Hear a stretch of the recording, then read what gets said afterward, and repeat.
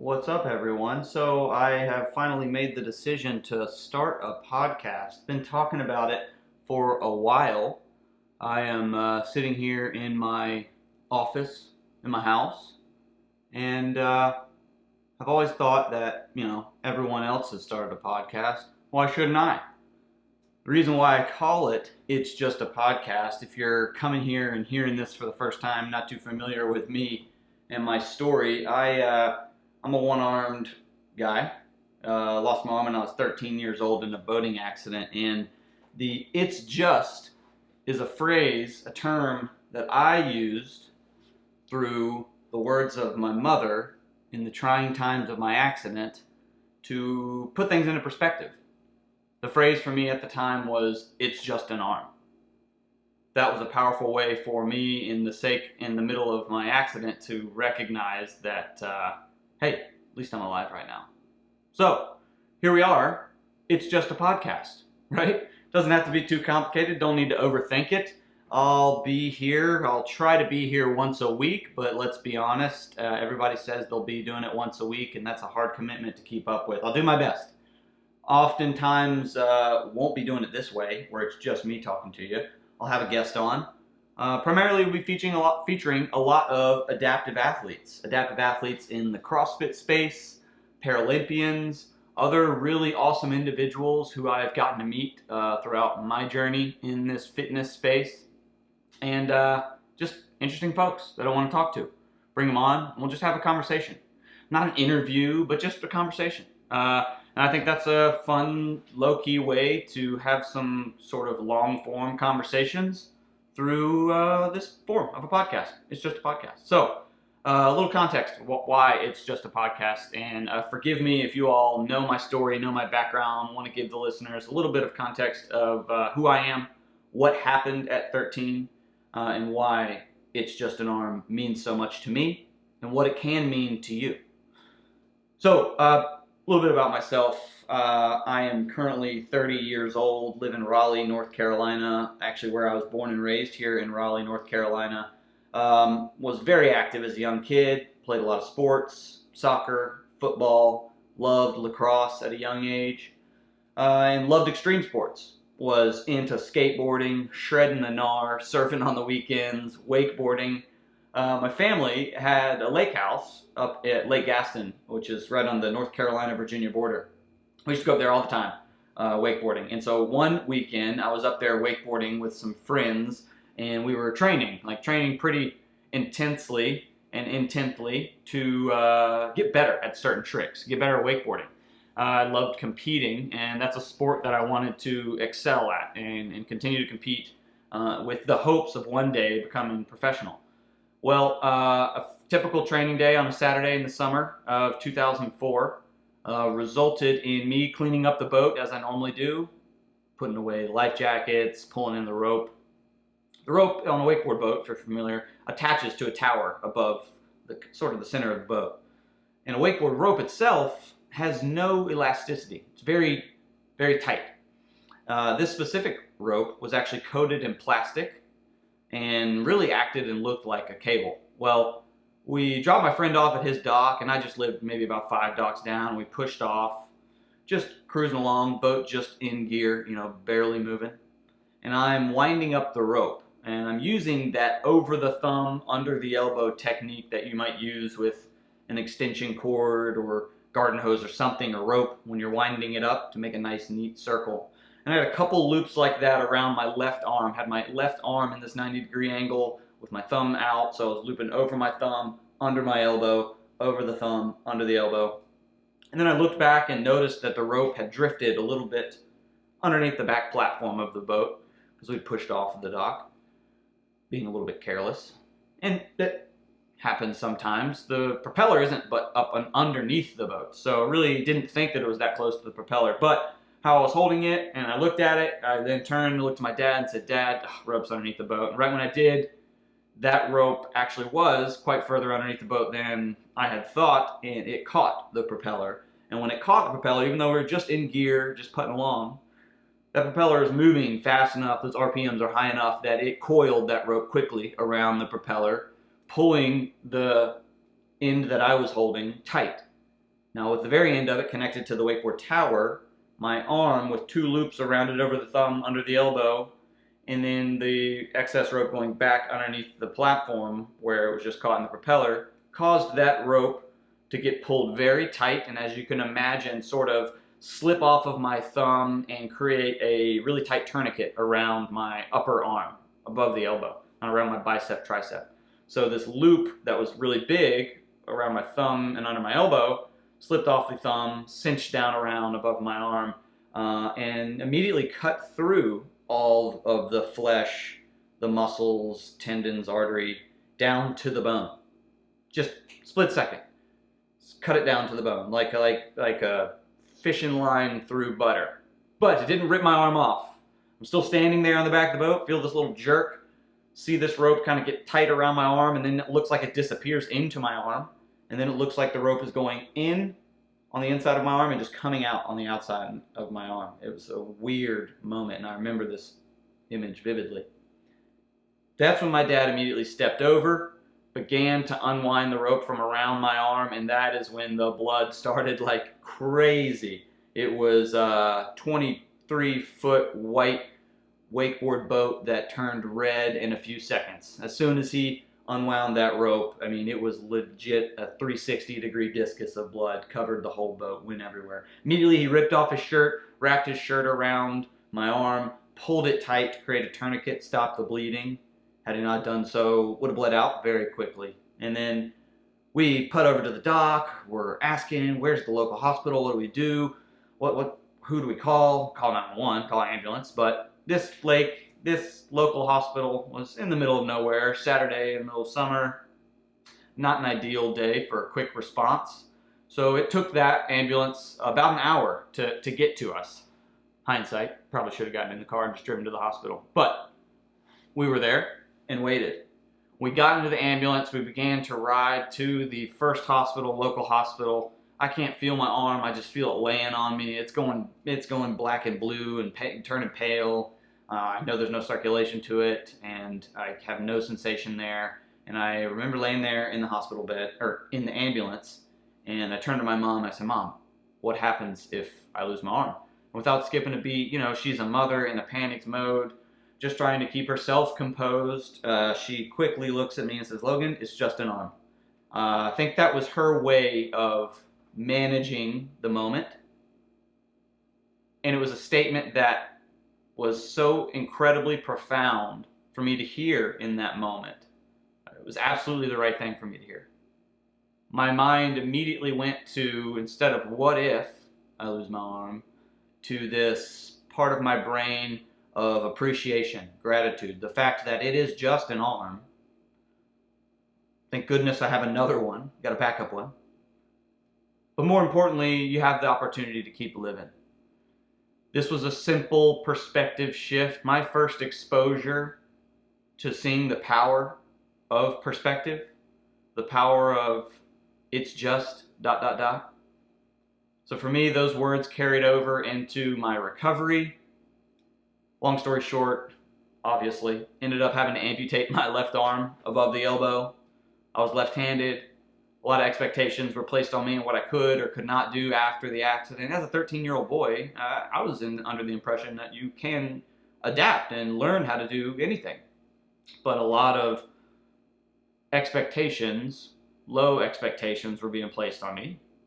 And this was where this mentality of it's just an arm continued to creep up. I continued to be reminded of that message in my mind.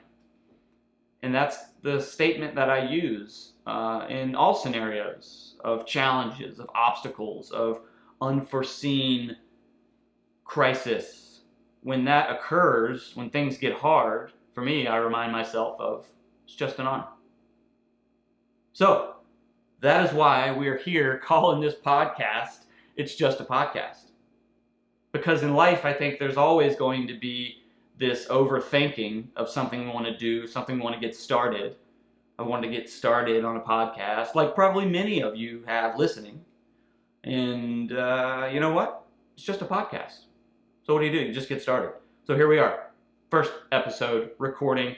I've got my gear. I hope the audio is sounding good. Again, this is my first attempt at trying to do this, but I really wanted to, and I'm excited to be able to chat and share some long-form discussions with some really cool people. A little bit of what's going on in my world. So I am sitting here again in my office. I'm actually recording this episode on a video camera as well. We'll put it up on YouTube so that all those followers, thank you guys so much, the subscribers on there, can check out this audio. In the future, I'll just do audio. Probably won't be filming much of them unless it's like a Zoom meeting. But anyways, man, it's been an awesome weekend. Today is Memorial Day. So for those in the fitness world, especially the CrossFit space, you all know Memorial Day is the traditional date that the infamous hero workout Murph gets done all over the world at CrossFit affiliates, and individuals all over the world participate. Murph is a hero tribute workout that was brought about to honor Navy SEAL Lieutenant Michael Murphy, who paid the ultimate sacrifice serving to have our freedoms in the United States here in the Afghanistan-Iraq War. So he was killed at the age of 29, and he was a part of that group with Marcus Luttrell and the film Lone Survivor. So man, if you really want it to hit home who Lieutenant Michael Murphy is and what he did, watch that movie. I mean, you're speechless afterwards, but that is Lieutenant Michael Murphy in there, paid the ultimate sacrifice for our freedom. So we honor him. The workout is pretty well known. It consists of 1 mile run, 100 pull-ups, 200 push-ups, 300 air squats, and another mile run, all while wearing a 20-pound vest for men, 14-pound vest for females. I did that workout actually this past Saturday. Didn't do it today. Did it on Saturday because every Saturday the adaptive group that I'm a part of, WheelWOD, they get together and offer a free Saturday Zoom workout, which anyone can join. You do not have to be an adaptive individual. All folks are welcome. That's the beauty of it. We can adapt the workout. You can be able-bodied. You can be, a competitive athlete, or it's your first time doing fitness, and we've got options for you. So anyways, we all get together. Folks around the world get together on Saturdays, do that workout, and so this Saturday we did Murph.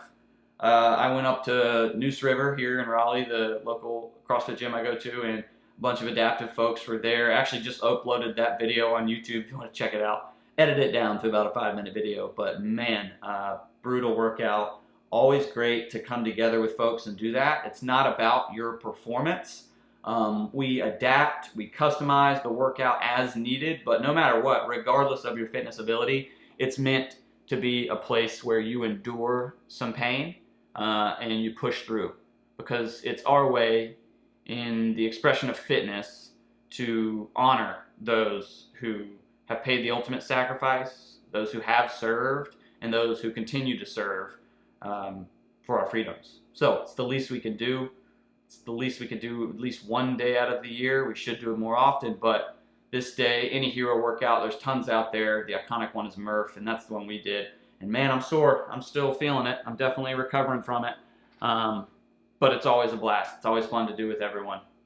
So, did that Saturday. Now I'm recovering and back into full competitive training. We've got the WheelWOD competitive season is underway, and this weekend are the Stage 1 online qualifiers for all the adaptive athletes out there curious about adaptive CrossFit or to compete or participate. WheelWOD's the place to go to get started. They offer online programming so that you can get on a track and know that you're working towards that competitive program style that you'll see in these events.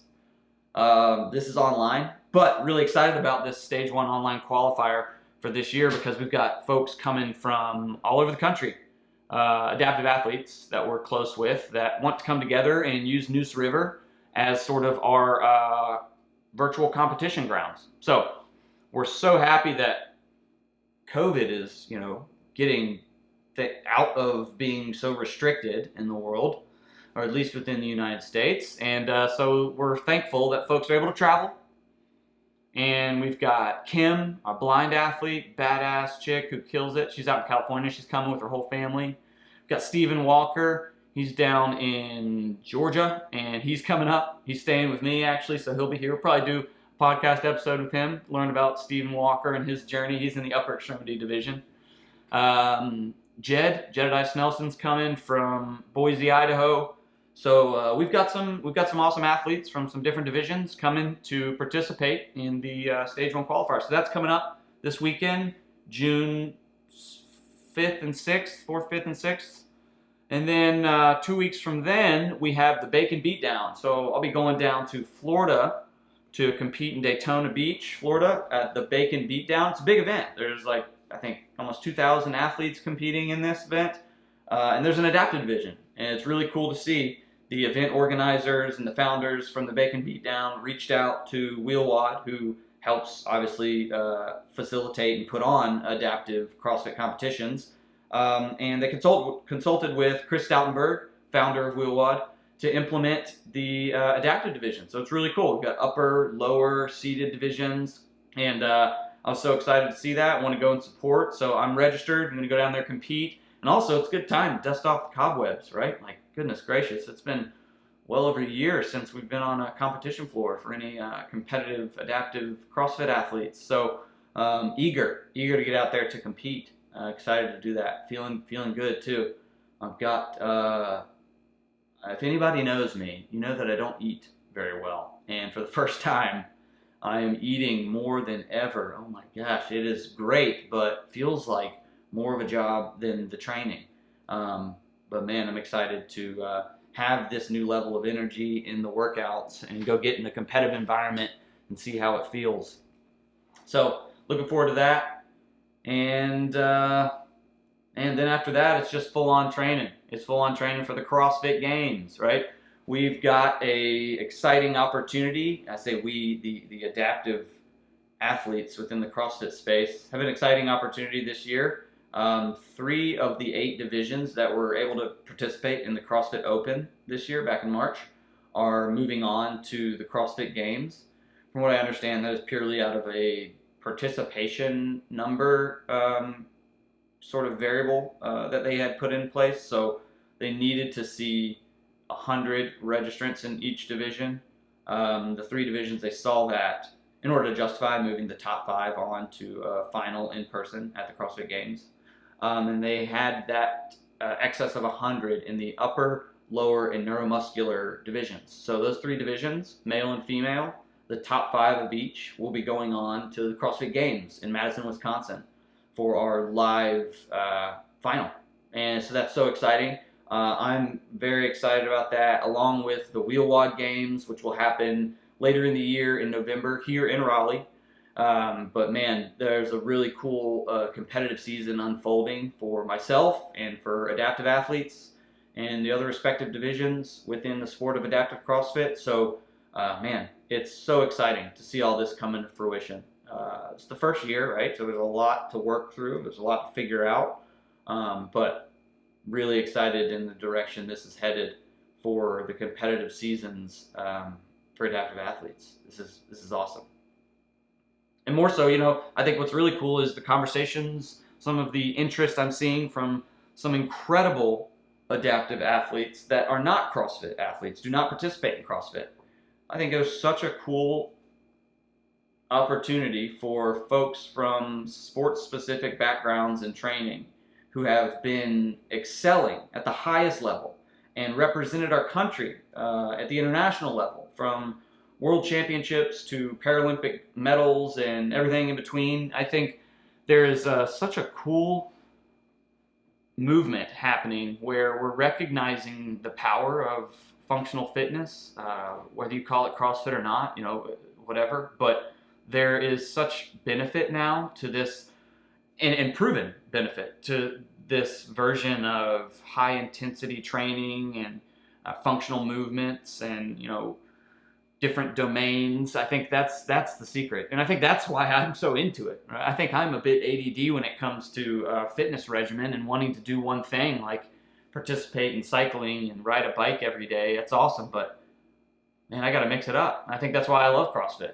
Every day is a little bit different, and you're constantly identifying areas you're weak, areas you can improve, and tweaking those. right? Using our bodies as these machines to monitor, check in, recalibrate, and re-engage with. So I love it, and I think it's a bigger message. I think the sport helps share the bigger message of the why we do this for longevity and health, so that if friends want to go surfing, I can go surfing. They want to go rock climbing, I can go rock climbing. You know, you do these things so you can participate in activities and be a part of your community physically and mentally, and be involved. So it's just a little soapbox, a little rant from me on why I love this CrossFit stuff, but also why I'm so excited that these adaptive divisions are occurring. Because, you know, from my experience, there are so many people living with disabilities in the world, and even more specifically in the United States. 1 in 4 have a permanent disability, but we don't see that out in the world we live in. And it's because the barriers of entry, and also the resources and resourcefulness of folks with these disabilities, and what their support medically, therapeutically has provided them, and the expectations that have been placed on a lot of folks. And it's at no fault to the medical communities. It's not at all. I'm just saying that there is no awareness or opportunity to recognize that you are far more capable than you're being told, and that your condition or your quote-unquote limitation or impairment does not define you, and it does not mean that is what you are capable of, or that determines what you are capable of. So I am just excited because I've watched it happen for so many years.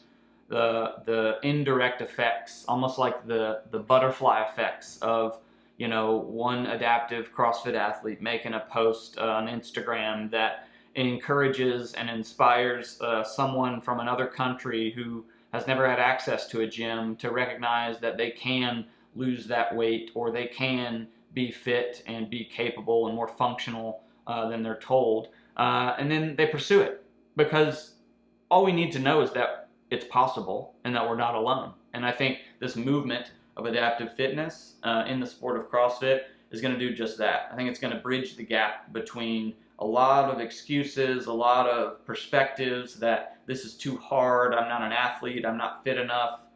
No, you just get started. It's just fitness, right?